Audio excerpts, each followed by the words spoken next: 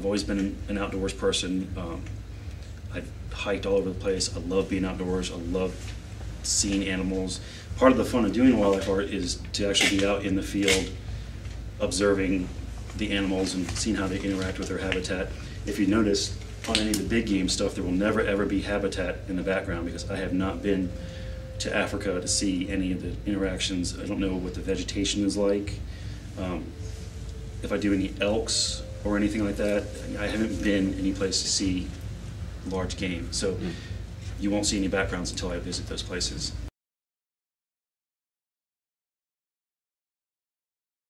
If you watch them often enough, as I do, you can properly put them in situations that would be accurate to the species. Like, well, actually, the brown thrasher piece is odd because that guy is usually down in the brush on the ground, moving stuff around and looking for insects.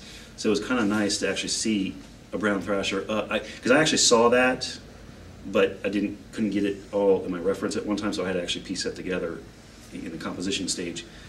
But it's nice to see them up and to see all that wonderful feather structure and the nice cadmium oranges and burnt siennas on the wings. Wrens, and they're little skinny people. They're always on little ledges and stuff, so that was perfect for that. The September Leaves piece, that, if you want to talk about incorporating something, I had the reference for that little bird for probably 3 years, and I kept on coming back to it because in the reference, the background was just this blurred mess, but it had this beautiful bird, and it had this glamour shot like, oh, I'm a beautiful bird. And I've wanted to paint that, so what came about from that piece was I had that bird first, and then I went and got the background, which I cut a piece of dogwood tree off of my front yard, held the branch so that the lighting was correct, and put it all together.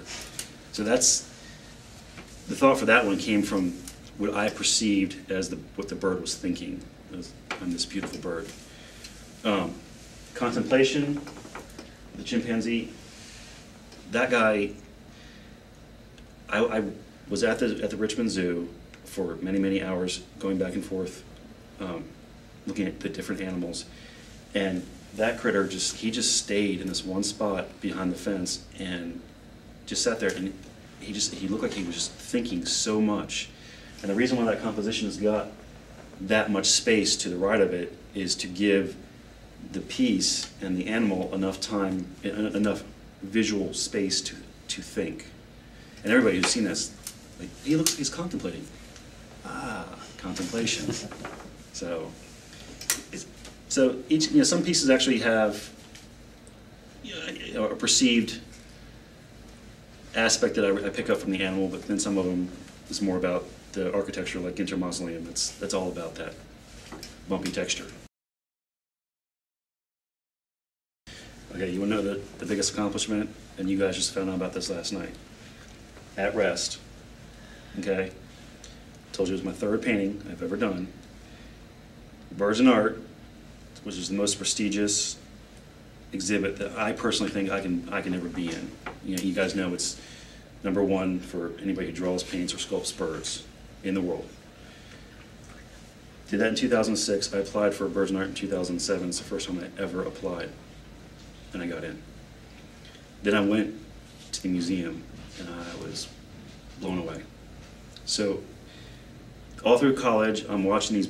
I'm looking at books, trying to figure out how to paint, how to get what I need to do, and I'm looking at people like Robert Bateman, Carl Brenders, Cole Johnson. I mean, I looked at Cole Johnson's work forever.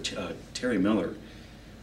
I look at his work constantly, and I go up to Lee Yawkey Woods and Art Museum, and I'm in underneath the tent watching the speaker. That year was Walt Matea, who got Master Artist, and I got Cole Johnson sitting right next to me, and I got Terry Miller sitting over here, and I was blown away. I'm like, I'm sitting in this tent in the same show, my work's hanging on the same wall, just down from Robert Bateman. I mean, you can't get any better than that. That was awesome. Well, the story with that piece is, I had just gotten back from Wisconsin, Big Sky. I was blown away by Big Sky. And then I get invited out to, with the researchers from Virginia Commonwealth University to go on research trips. And one of them was out at the Presque Isle National Wildlife Refuge looking for prothonotary warblers. And the refuge is out in the middle of the James River. There's no way to get to it but by boat. And there's this creek going through it, and we're going back through this creek, and we just came around this corner, and this blue heron just took off from this top of this branch, and I was blown away. I was so close to it, and it was just magical, and that's why that piece came about. The beach. I go down to Cape Hatteras as often as possible, which is the Outer Banks of North Carolina, and personally, my wife and I always talk about how we go down there for soul rejuvenation. It's peaceful, it's rejuvenating. It's got some great wildlife, or birds. The white ibis piece around the corner is actually the North Pond on Pea Island, which is a refuge down there. And I sat there for 3 hours in the marsh grass waiting for those 2 white ibises to come around the corner. So I've got no problem sitting there doing that. I enjoy it. Well, that piece I felt like he was sad. So there's no harsh lines in there. And of course, with all my graphite work, I try not to make any lines whatsoever. I don't want you to see the lines.